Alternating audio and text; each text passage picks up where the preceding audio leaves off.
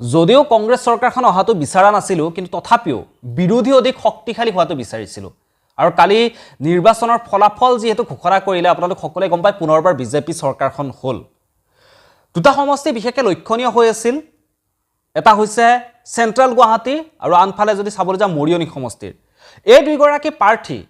বিজেপিৰ অপজিটত যি দুগৰাকী প্ৰাৰ্থী আছে কুংকি চৌধুৰী আৰু আনফালে যদি চাবলৈ যা মৰিয়নি সমষ্টিৰ জ্ঞানশ্ৰী বৰা দুইগৰাকী শিক্ষিত যুৱতী তেওঁলোকে নিৰ্বাচন হৰাৰ কাৰণ আপোনালোকে কি বুলি ভাবে মোৰ মতামতখিনি মই আপোনালোকক জনাই আছো যেহেতু সেন্ট্ৰেল গুৱাহাটীৰ বিজেপি প্ৰাৰ্থী আছিল বিজয় গুপ্তা কুংকি চৌধুৰীয়ে প্ৰথম অৱস্থাত যিধৰণে কেম্পেইনিংবোৰ কৰিছিল ৰাইজে কুংকি চৌধুৰীক যিধৰণে মৰমাদৰ দিছিল অনুমান কৰিব পৰা গৈছিল যে সেন্ট্ৰেল গুৱাহাটীত এইবাৰ বিজেপি সিটখন নাপায় সেন্ট্ৰেল গুৱাহাটীত কুংকি চৌধুৰী জিকিব অনুমান কৰিব পৰা গৈছিল কাৰণ অসমীয়াৰ আবেগক লৈ কথা কোৱা হৈছিল হেখিনি সময়ত যেহেতু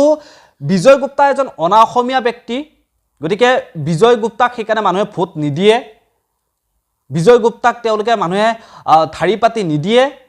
তেনে ধৰণৰ বহুত কথাবোৰ ওলাই পৰিছিল অসমীয়াৰ আবেগক লৈ কথাবোৰ কোৱা হৈছিল কুংকি চৌধুৰী যেহেতু এগৰাকী অসমীয়া ছোৱালী অসমৰে জিয়ৰী গতিকে কুংকি চৌধুৰীক মানে ভোট দি জয়যুক্ত কৰিব এগৰাকী শিক্ষিত যুৱতী হিচাপত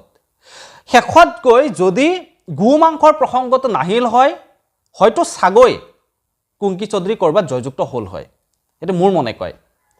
আনফালে যদি আমি চাবলৈ যা মৰিয়নি সমষ্টিটোৰ কথা মৰিয়নি সমষ্টিত আছিল ৰূপজ্যোতি কুৰ্মী বিজেপি প্ৰাৰ্থী আৰু আনফালে ৰাইজৰ দলৰ যি প্ৰাৰ্থী আছিল হেয়া হৈছে জ্ঞানশ্ৰী বৰা বহুতেই ভাবিছিল যে জ্ঞানশ্ৰী বৰাই এবাৰ মৰিয়নি সমষ্টিত তেওঁ জয়যুক্ত হ'বই বহুতেই ভাবি লৈছিল সেই কথাটো এই দুটা সমষ্টি বিশেষকৈ মানুহৰ একদম লক্ষণীয় হৈ আছিল কালিৰ দিনটোত কিন্তু যি ভাবিছিল মানে সেই ভবামতে নহল জ্ঞানশ্ৰী বৰা হাৰিল বিজেপি প্ৰাৰ্থী আমাৰ ৰূপজ্যোতি কুৰ্মী তেওঁ জিকিল জয়লাভ কৰিলে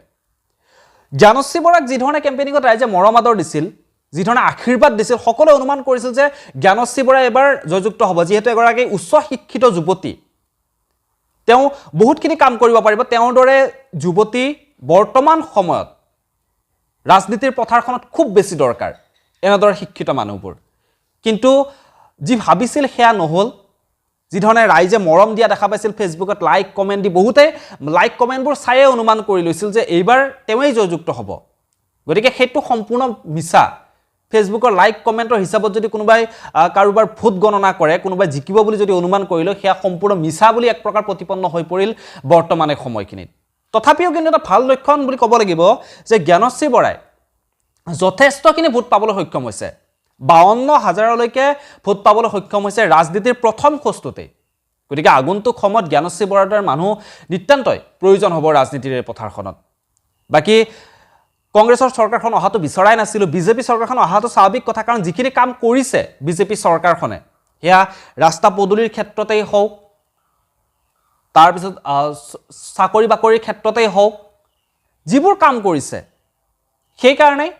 ভাল কাম কৰিছে যেহেতু তেওঁলোকৰ চৰকাৰখন অহাটো স্বাভাৱিক আছিল কিন্তু বিৰোধী অলপ শক্তিশালী হোৱাটো বিচাৰিছিল এতিয়া বিৰোধী সম্পূৰ্ণৰূপে নচ্ছাত হৈ গ'ল বিৰোধী বৰ্তমান সময়ত নোহোৱাই হৈ গ'ল বুলি ক'ব পাৰি এক প্ৰকাৰ বাকি আপোনালোকে কি ভাবে আপোনালোকৰ মতামতখিনি তলৰ কমেন্ট বক্সত কমেন্ট কৰি আপোনালোকে জনাবৰ কাৰণে একেবাৰে নাপাহৰিব জ্ঞানশ্ৰী বৰা কুংকি চৌধুৰী এওঁলোকে নিৰ্বাচনত জয়লাভ নকৰাৰ আৰৰ কাৰণ কি হ'ব পাৰে আপোনালোকে আপোনালোকৰ মতামতখিনি তলৰ কমেন্ট বক্সত কমেন্ট কৰি জনাবৰ কাৰণে একেবাৰে নাপাহৰিব সকলোলৈ শুভেচ্ছা থাকিল যিসকল নিৰ্বাচনত জয়লাভ কৰিলে তেওঁলোকলৈ শুভেচ্ছা থাকিল খুব সুন্দৰকৈ তেওঁলোকে ৰাইজৰ হৈ কামবোৰ কৰি যাওক ৰাইজৰ মনৰ কথাবোৰ তেওঁলোকে শুনক সকলো ফালে কামবোৰ কৰি যাওক আৰু আনফালে যিসকলে জয়যুক্ত নহল তেওঁলোকলৈ মোৰ ফালৰ পৰা শুভেচ্ছা থাকিল অনাগত সময়ত তেওঁলোকে খুব সুন্দৰকৈ ৰাজনীতিৰ পথাৰখনত আহক ৰাজনীতিৰ পথাৰখনত আহি তেওঁলোকে কামবোৰ কৰক তাৰে কামনা কৰিছো ধন্যবাদ